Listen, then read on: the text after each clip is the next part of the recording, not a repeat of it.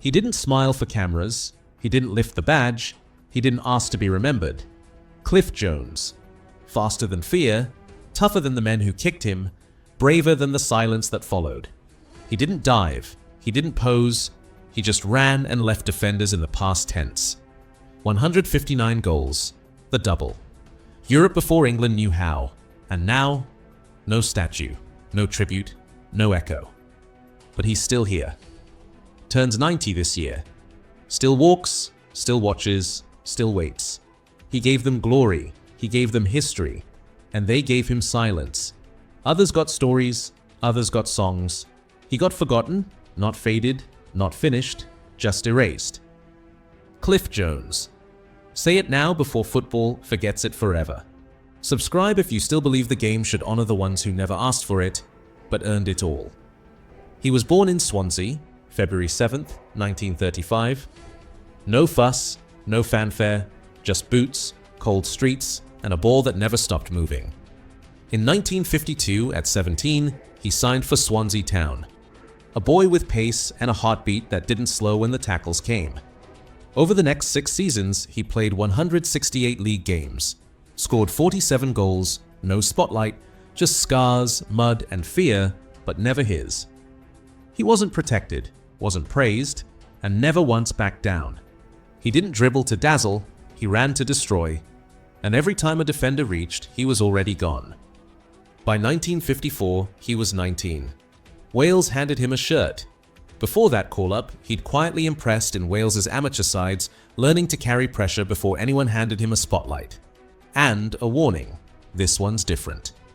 He had pace they couldn't coach, bravery they couldn't fake, and a left wing that barely contained him. And in 1955, still just 20 years old, he scored in a 2-1 win over England at the racecourse ground. A moment that shook British football. Wales had won, and Cliff Jones was suddenly more than a name in the lower leagues. The goals kept coming. So did the bruises. But he didn't blink. By 1958, he was no longer just Swansea's. He was Wales's. He was Britain's. He was ready for the world. And the world was about to see what the lower leagues had known for years. Cliff Jones wasn't fast. He was gone before you noticed. 1954. First cap for Wales. Just 19. Still playing in the second division. Already uncatchable. He'd finished with 59 international caps, 16 goals for his country, and a place in every real Welsh fan's memory, even if the headlines forgot. He didn't ease in, he never did. He took the wing and turned it into a threat. 1958. Sweden. The only time Wales ever reached a World Cup quarter-final. And Cliff Jones was right in the middle of it. Group stage, 3 draws, Hungary, Mexico, Sweden, no losses, no fear. Playoff match Hungary again, Wales won, 2-1, quarter-final, Brazil, and a 17-year-old they'd never heard of, Pele. They held them for an hour. He even came close to rewriting history, a diving header just inches wide, but Brazil scored, and that was it. Jones was at the heart of Wales's charge, believed to have set up the equalizer against Hungary with a bursting low cross. And against Brazil, he came close again, a brave diving header just wide. Then one slip, one chance, one goal. That would have rewritten history. Brazil 1, Wales 0. Cliff played every single minute of Wales's 5 matches at that tournament. No rest, no rotation, no retreat. He gave everything. No shame, no collapse, only silence, because that Welsh side had given everything. Pele would later call that Wales match one of the toughest he'd played. Pele called them fearless and singled out the wingers, Cliff included, as relentless. Wales never got that far again. Never had that kind of fire again. But Cliff Jones was there, and he never forgot what it meant. He stayed in the Wales setup through most of the 60s.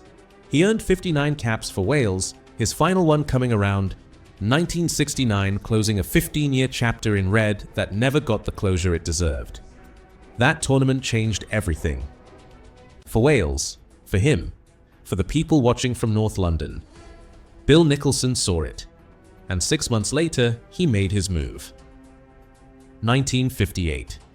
Spurs paid £35,000 to bring him south from Swansea. a record fee for a Welsh winger. The press barely blinked, but Bill Nicholson knew what he was buying. He didn't buy tricks, didn't buy fame. He bought fearlessness. Then came pre-season, first friendly, first touch, first tackle, and then silence. Cliff Jones hit the ground, leg broken, before his debut, before his name was even stitched into the shirt. Most thought that was it. Money wasted, career stalled, speed gone. Wales were already underdogs, and when John Charles missed the quarter-final through injury, it was Cliff Jones who carried the burden of creativity. But Cliff didn't stall, didn't fold, didn't wait for sympathy. He came back faster, fitter, meaner. He finally made his Spurs debut on February 21st, 1959, a year after signing. He didn't talk about pain, didn't dramatize it. He just ran like the leg was never broken and he had somewhere more important to be. The crowd noticed, so did the dressing room, so did the league. He wasn't just quick, he was committed to the sprint even if it hurt. Bill Nicholson later said, "Cliff came back with something else, not just speed. He came back with edge." In Nicholson's fluid 4-2-4, Cliff was more than a winger, he was the pressure valve. Always wide, always sprinting, always turning the pitch into chaos. Teams couldn't double mark him without leaving someone else exposed. By the time his first full season began, he didn't ease in. He exploded. And Tottenham were about to follow him. 1960. The pieces were in place. Mackay, Blanchflower, White, Norman, and now Cliff Jones. Fit, faster than ever, and unforgiving. Blanchflower, the captain, the brain. But Cliff, he was the spark that made it all erupt. He didn't glide, he tore through grass, he didn't look for space, he made it. 1961. Tottenham did what no English club had done in the 20th century. The double. League champions. FA Cup winners. History with boots still muddy. Cliff Jones, 29 league games, 19 goals in all, countless defenders ruined. That same year, he was even shortlisted for the Ballon d'Or, finishing 16th in the voting, ahead of names with louder headlines. But Cliff didn't campaign. He just ran. They didn't play down the left. They survived it. 1962. FA Cup again. More pace, more pain. Another medal, no celebration. 1963. Europe, Rotterdam. Spurs beat Atletico Madrid 5-1 and became the first British club to win a European trophy. Cliff Jones was everywhere. He set up one, split their defense for another, and left scars that didn't fade in Spain. He didn't just play in history, he made it run. 1967. Another FA Cup, his final major honor with the club, but by then, the noise was fading. And so was the attention. Cliff didn't need the headlines. He created the chaos the strikers lived on. Jones played 378 competitive games for Spurs, scoring 159 goals, though including friendlies and unofficial matches, his total appearances surpassed 400. Danny Blanchflower once said, "Cliff gave us a weapon we couldn't coach: fear, pure and simple." But only for the defenders. He didn't slow down. He didn't burn out. He just ran until history caught up behind him. Tottenham's golden age wasn't just brains and balance, it was fire on the wing. It was Cliff Jones dragging the era into motion. They remember Greaves for the goals. They remember Blanchflower for the mind. Mackay for the fire. White for the silence. But Cliff Jones, he was the speed that made it all possible. He didn't orbit Greaves, he cleared the path. While others paused, he was already gone. He didn't need tricks. He needed space and just enough grass to burn through it. He wasn't tall, wasn't built for war, but defenders feared him more than anyone in the team. Because he didn't hesitate, he didn't stop, he didn't wait to be invited into the game. He made the pitch feel shorter for opponents and longer for teammates. Greaves once said, "Cliff was a nightmare. Not for us, for them. You couldn't rest when he was on." Diving headers, back post sprints. Wingers don't usually score 159 goals, but Cliff Jones wasn't usual. He was the difference between a good side and one that was feared. He didn't carry a spotlight. He carried the weight and never asked for credit. The flash on the wing wasn't the shadow. He was the flame.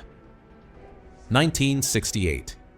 After a decade of running, Cliff Jones left Tottenham. No farewell match, no big announcement, no moment under the lights. Just a quiet transfer to Fulham. He played 25 league games, scored a few, ran just as hard. But the roar wasn't there anymore.